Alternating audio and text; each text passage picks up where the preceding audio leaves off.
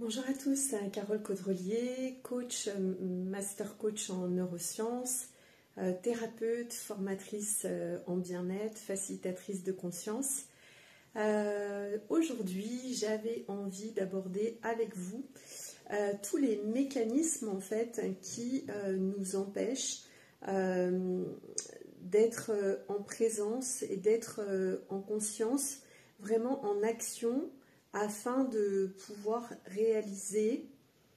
construire, matérialiser, concrétiser la vie que l'on rêve d'avoir.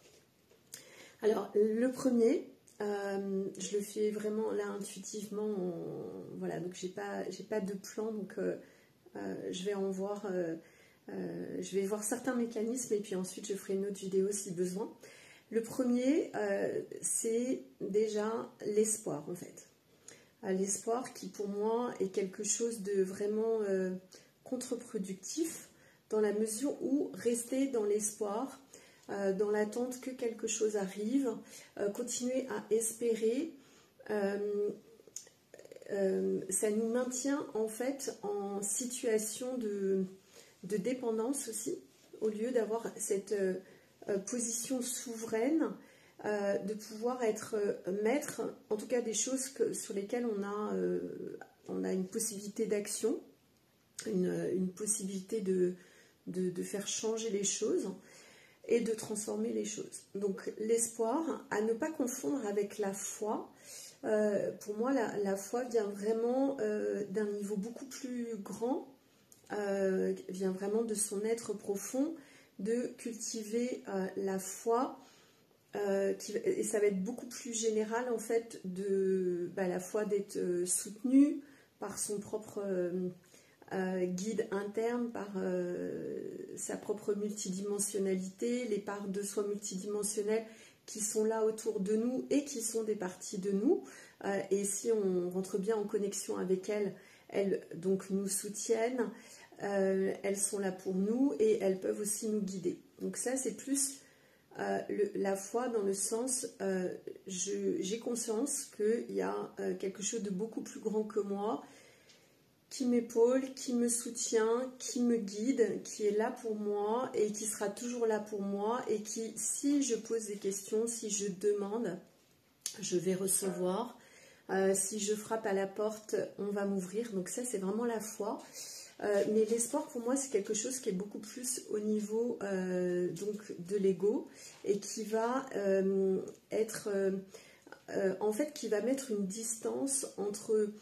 là où on est aujourd'hui et là où on aimerait être, et en fait cette distance on va nommer ça espoir, et dans cet espace d'espoir il n'y a pas forcément grand chose qui se passe, même il n'y a rien du tout, il y a juste l'espoir. Alors, le deuxième mécanisme qui me vient, c'est le mécanisme de la projection, où là, on va, par projection, tenter d'améliorer en fait sa vie, mais ça reste qu'une projection. Donc, on pourrait dire aussi, troisième mécanisme, celui de l'illusion. C'est le fait de ne pas être vraiment ancré dans le présent, dans le réel, dans ce qui est palpable ici et maintenant, et de toujours pareil, dans un autre espace, un peu de temps, de se reporter à un mécanisme de projection, c'est-à-dire d'imaginer que les choses peuvent être comme ça, ou même carrément de les déformer, de les détourner, pour en fait s'éviter de souffrir. Les projections, ça va vraiment être très fréquent dans les relations sentimentales, où en fait on va on peut projeter des qualités à l'autre qu'il n'a pas, on peut projeter une vie qu'on aimerait avoir ou qu'on pense même avoir touché du doigt, qui finalement n'est pas concrète. On va rester dans tout ce qui est rêve, dans tout ce qui est aussi retenir les choses du passé, plutôt que de toujours se ramener au moment présent pour mettre en balance en fait qu'est-ce que j'ai actuellement et c'est quoi exactement ma réalité du moment. Voilà, donc si je prends un exemple, par exemple dans la relation amoureuse, on peut s'imaginer plein de choses à propos de la personne, mais en fait, l'idée c'est de revenir à quelque chose de très terre à terre, de très réel. Est-ce que cette personne concrètement fait des choses à mon intention, m'envoie des messages, me propose des rendez-vous, propose voilà, des activités ensemble, ou est-ce que ça reste juste de l'ordre, encore une fois, de l'imagination, de la projection, du rêve et donc de l'illusion. Et ça, c'est un mécanisme d'autodéfense qui peut être beaucoup utilisé pour en fait se tenir à l'écart de la réalité, refuser de voir la réalité en face, parce que souvent la réalité est beaucoup plus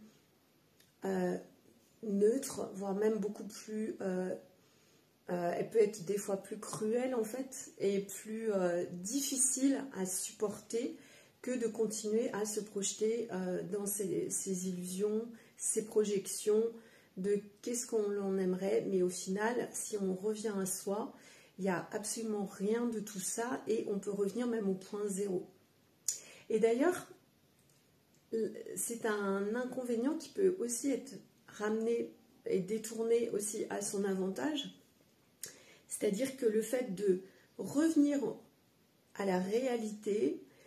ça nous permet aussi, dans un autre sens, que tout ce qu'on a pu glorifier, magnifier, embellir, et qui en fait n'a pas d'existence concrète, ça vaut aussi pour toutes les choses qu'on a, pour lesquelles on a suragi ou on a vu l'autre dans une version beaucoup plus négative qu'elle est,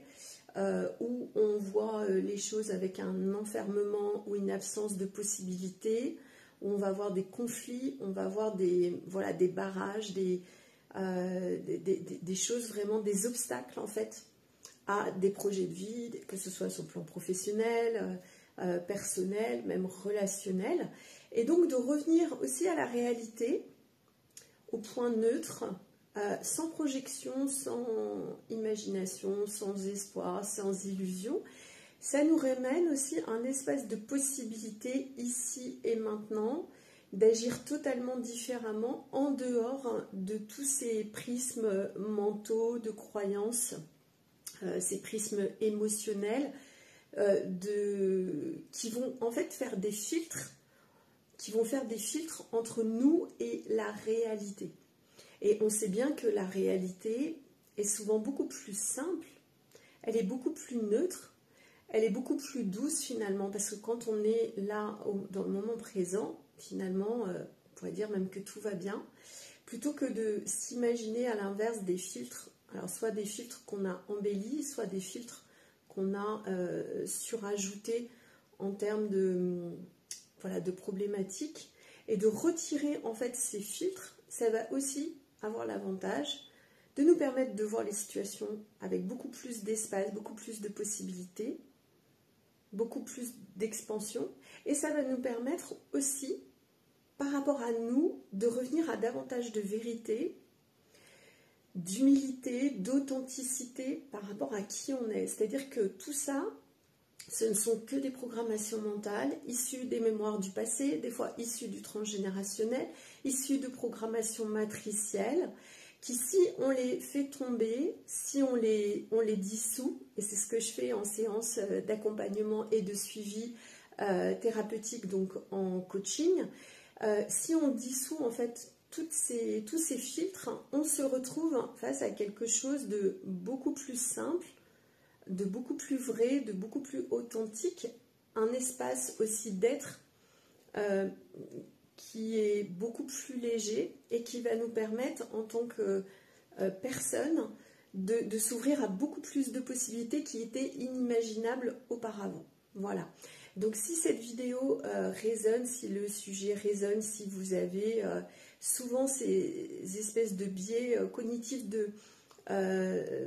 rajouter des filtres, de vous projeter trop dans le futur ou trop dans le passé, et souvent les projections en fait du futur sont faites à partir des projections passées, donc en fait c'est vraiment totalement décalé de la réalité. Et c'est ça qu'en séance, on va venir travailler, c'est revenir à quelque chose de beaucoup plus réel, de beaucoup plus vrai, et vous allez vous apercevoir que finalement, tout peut être résolu à partir d'un espace d'être beaucoup plus léger, beaucoup plus serein, beaucoup plus apaisé, beaucoup plus aligné à qui l'on est. Voilà, donc si ça vous intéresse, n'hésitez pas, vous pouvez réserver donc des séances, un accompagnement de suivi thérapeutique avec moi. J'ouvre des nouvelles places chaque mois. Elles sont relativement limitées parce que justement je suis les personnes sur plusieurs mois, donc du coup ça me demande aussi un investissement en temps et en énergie, sachant que toutes mes séances thérapeutiques de coaching sont vibratoires, donc il y a aussi tout un travail énergétique qui est fait et qui est transmis pendant les soins et pendant les séances. Je vous retrouve à très bientôt. Belle journée à vous.